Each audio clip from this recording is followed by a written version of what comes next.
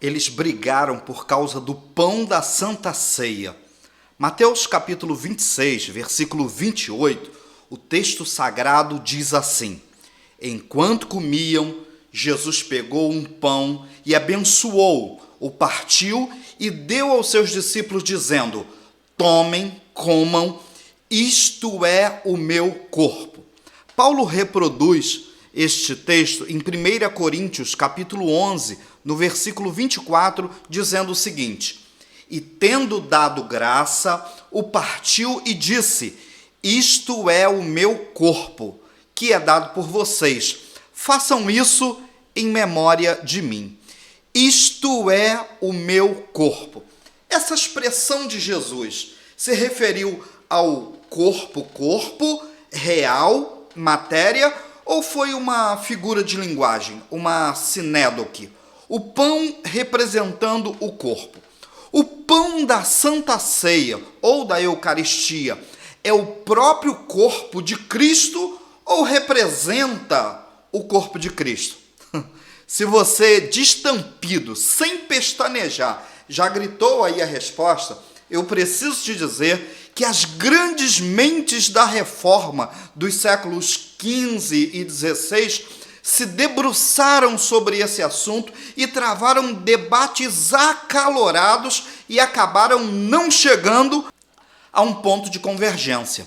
Gente, esse tema deu pano para manga entre os reformadores de primeira geração, tanto que Lutero brigou com Zwinglio ao ponto de se recusar a apertar a mão dele.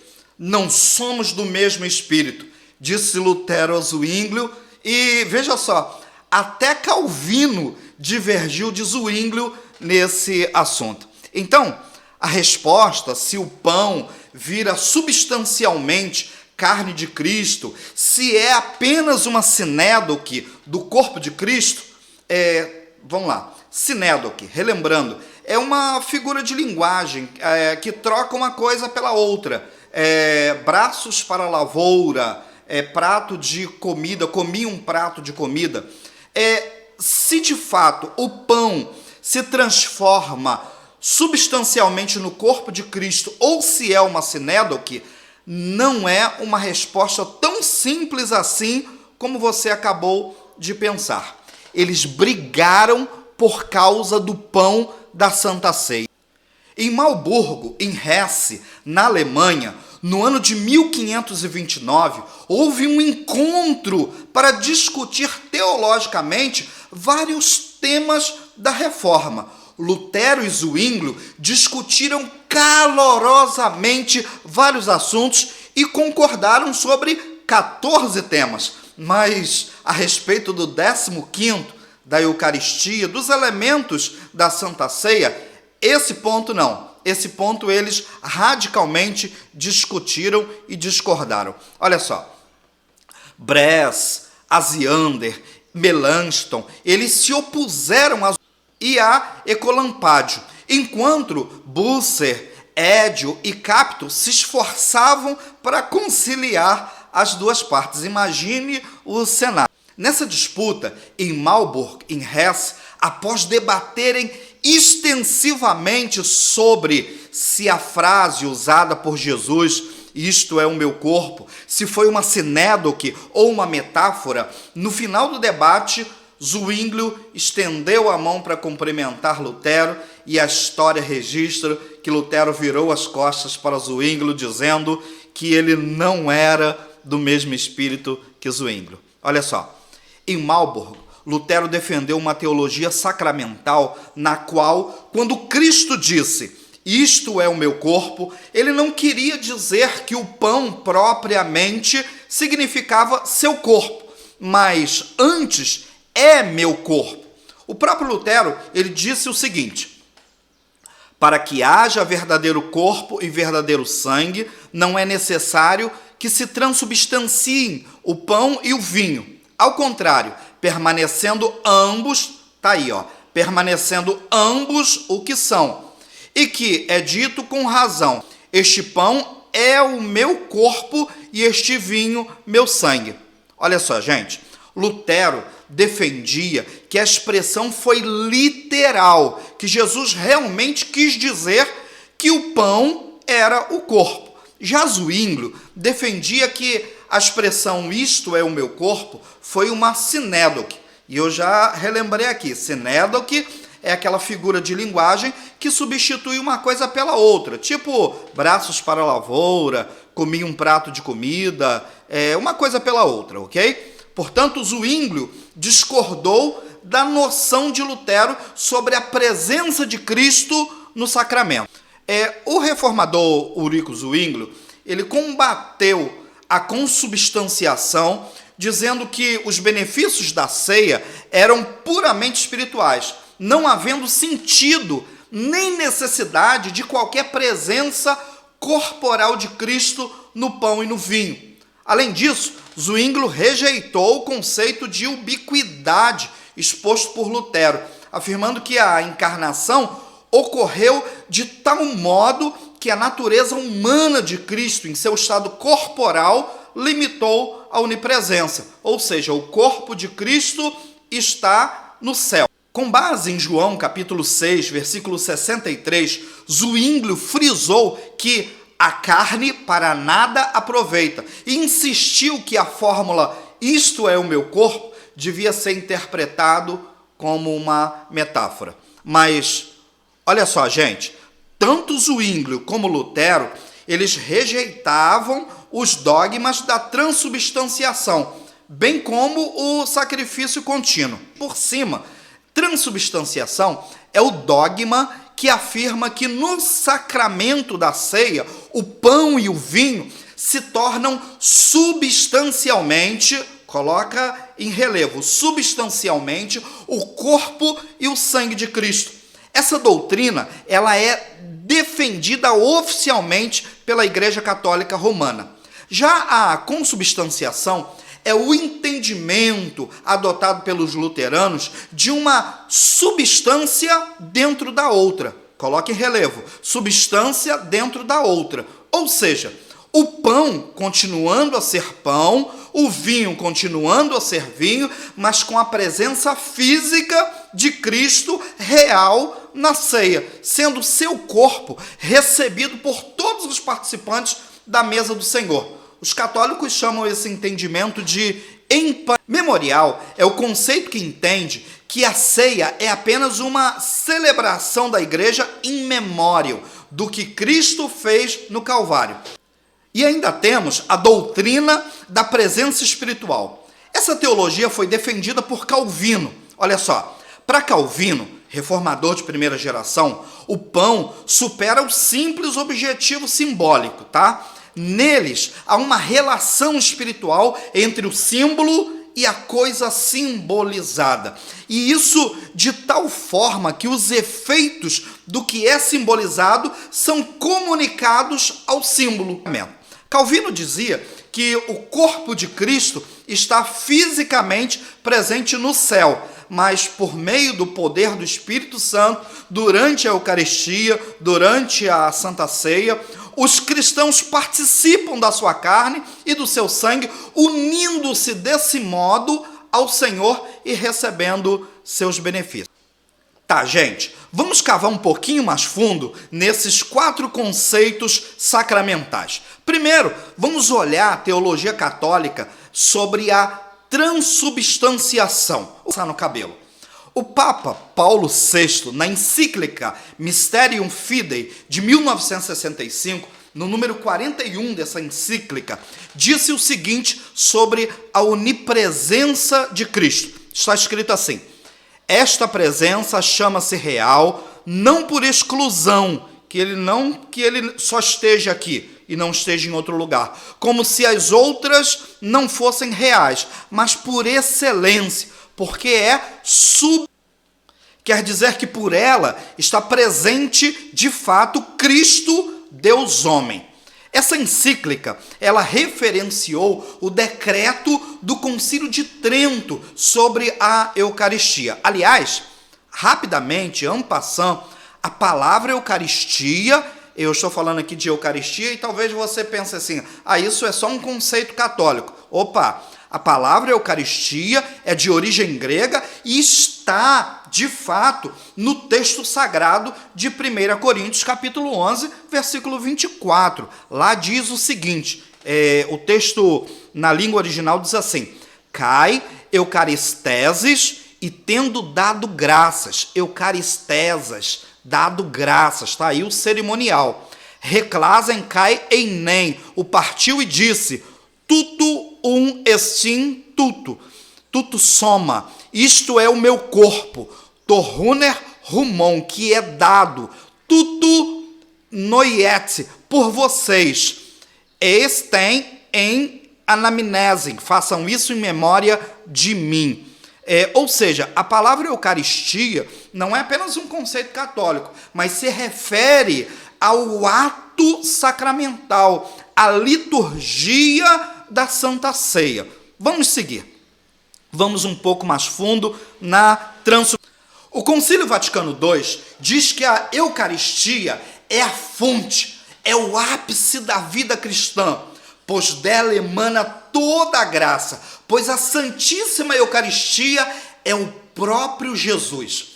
Há na Eucaristia a presença real e visível. Seu corpo, seu sangue, alma e divindade estão presentes na Santíssima Eucaristia. Ou seja, pela teologia católica romana, na ceia, na Eucaristia, acontece a transubstanciação. Jesus está presente substancialmente. Tá, vamos mais fundo. Para entender a substanciação do pão e do vinho, a teologia católica romana diferencia substância e acidente. Olha só, importante, substância e acidente. O que é a substância? É a identidade da coisa. O que é acidente? É a aparência da coisa. Tudo aquilo que vê é acidente. Na Eucaristia, então, conforme o conceito teológico católico romano, a aparência é de pão, o gosto é de pão, o formato é de pão, mas a substância é o corpo de Cristo. Vamos avançar.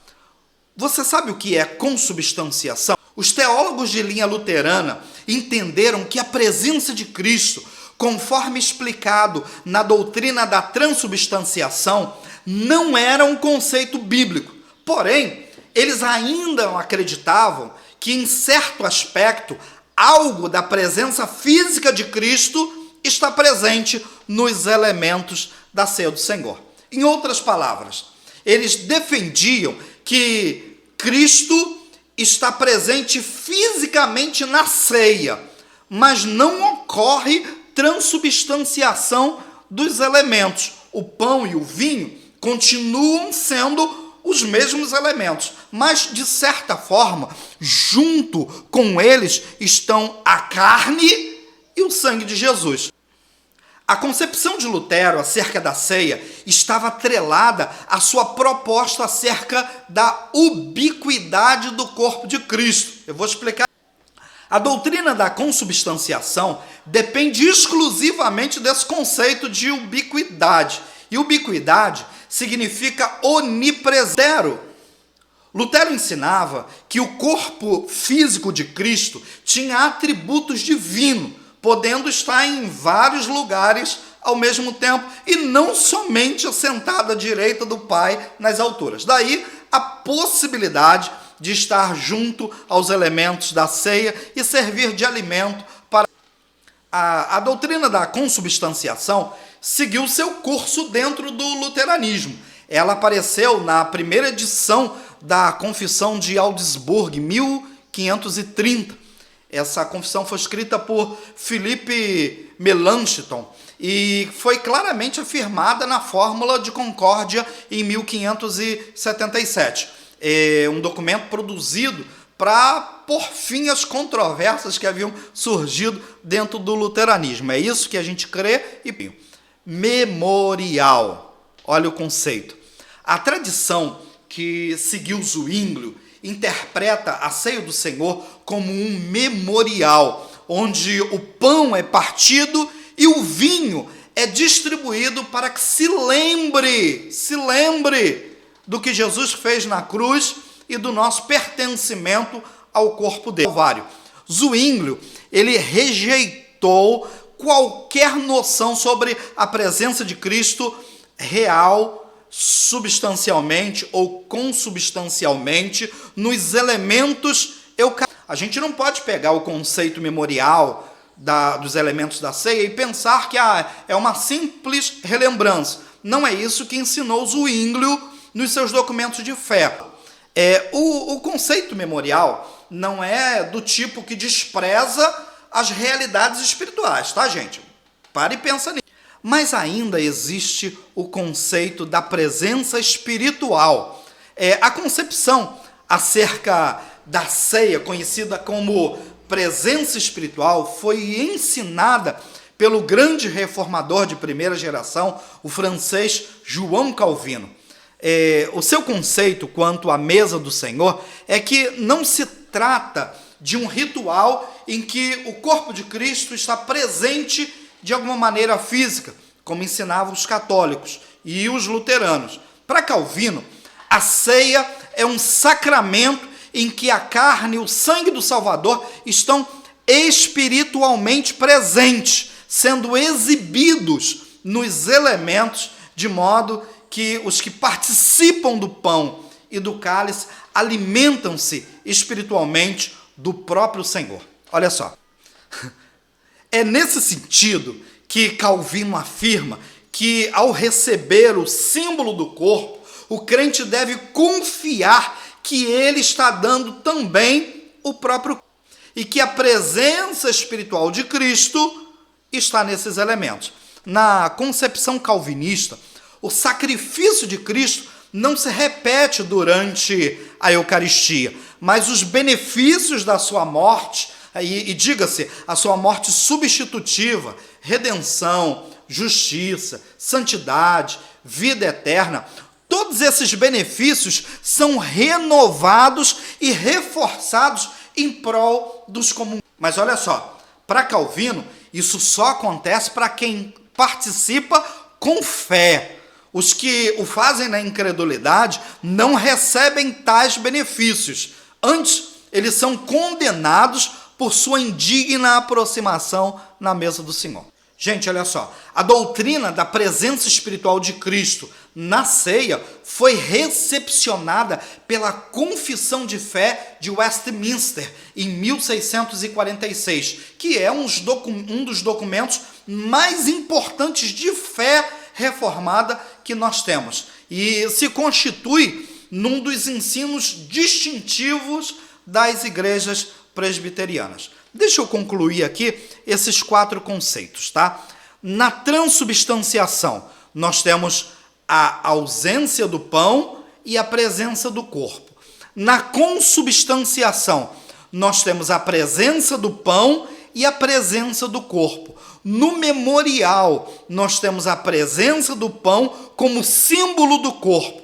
E na presença espiritual, nós temos a presença do pão como presença espiritual do corpo. Eu vou me permitir dar uma pitada da minha posição teológica, mesmo porque esse vídeo tem a intenção de apresentar os conceitos teológicos sobre a expressão "isto é o meu corpo", sem juízo teológico. Certo, errado, esse certo ou aquele errado, não é esse o propósito desse vídeo. A intenção aqui é apresentar os 4 conceitos e o escrutínio é seu. Gente, me permita minha reflexão, dando zoom, olhando o quadro todo, o conceito memorial da ceia do Senhor me parece ser o mais aceitável. Isto é o meu corpo, me parece ser uma metáfora do pão representando a morte vicária de Jesus por todos os que creem. E vamos deixar de lado essa questão da salvação eficaz, deixa isso para outro rolê, beleza? Quando Jesus instituiu a ceia, deu graças, e isso é a Eucaristia, né? É o ato sacramental, ou seja, promoveu a Eucaristia, ele estava vivo antes da crucificação. Então, quer dizer que se na noite da ceia Jesus segurou o pão e criou ali uma extensão do seu corpo, para mim isso não tem lógica. A meu ver, é claro que ele estava usando uma figura de linguagem ao dizer: isto é o meu corpo. O capítulo 11 de 1 Coríntios deve ser lido considerando o capítulo 10, gente. Esse capítulo, no versículo 17, 1 Coríntios capítulo 10, versículo 17, diz assim: porque nós, embora muitos, somos unicamente um pão, um só corpo. Gente, somos um pão. Por óbvio, não dá para interpretar esse texto literalmente. Paulo está usando uma metáfora. O pão representando o corpo da igreja no corpo de Cristo. Paulo está falando da comunhão, da integração com Cristo. E é, a meu ver, na minha teologia, exatamente isso que representa a Eucaristia, o ato sacramental da ceia. Ainda há um outro ponto exegético do texto da ceia que a gente não pode deixar de fora. Primeiro, é a analogia da participação da comunidade de Israel em Deuteronômio capítulo 14, 22, 23. Veja que quando eles levavam cereal, azeite, vinho e comiam diante do tabernáculo, aquilo era um ato de comunhão, de integração como povo de Deus, e em nenhum lugar se diz que Deus estava transubstanciado ou consubstanciado naqueles elementos. Um outro ponto que a gente não pode deixar de fora é o argumento de Paulo de que é incompatível estar na mesa do Senhor e na mesa dos demônios. Em Lucas capítulo 22, no versículo 20, ele diz claramente isso. E a ênfase ali está no cálice e não no conteúdo do cálice. O que é uma clara metonímia de que o cálice faz referência à comunhão. Ou seja, o que está em voga ali, em Lucas 22, 20, é a comunhão e não o conteúdo propriamente. E isso me parece que é ratificado, é confirmado lá em 1 Coríntios capítulo 10, no versículo 21, quando Paulo diz assim: olha, vocês não podem beber o cálice do Senhor e o cálice dos demônios. Veja que a questão principal aqui não é o conteúdo, mas é uma metonímia novamente aí, ó. Mas o cálice em si, o que ele representa, ou seja, não podem ser participantes, comungar da mesa do Senhor e da mesa dos demônios. Paulo claramente esclarece que quem come comida dedicada aos ídolos cria uma relação de pertencimento, comunga com esses mesmos ídolos.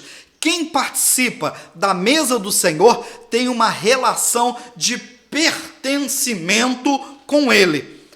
A instituição da ceia, a meu ver, é o memorial pelo qual não nos permitimos esquecer que Cristo morreu vicariamente pelos que creem. E olha, novamente, deixa a salvação eficaz para um outro dia, para um outro rolê, para um outro vídeo, ok? Com a ceia, eu tenho comunhão com o corpo de Cristo, a igreja. Quando eu participo da ceia do Senhor, eu lembro disso e eu pertenço, eu estou integrado ao corpo de Cristo, a igreja. Então, para mim, os elementos da Santa Ceia, o pão e o vinho, são representativos, memorial do corpo de Cristo, me fazendo lembrar que fui salvo por ele e pertenço ao seu corpo, a igreja. É a minha posição teológica. Se você gostou desse vídeo, já lasca o dedo aqui no gostei, já deixa o seu like, se inscreve no canal, aperte o sininho. Deus continue te abençoando.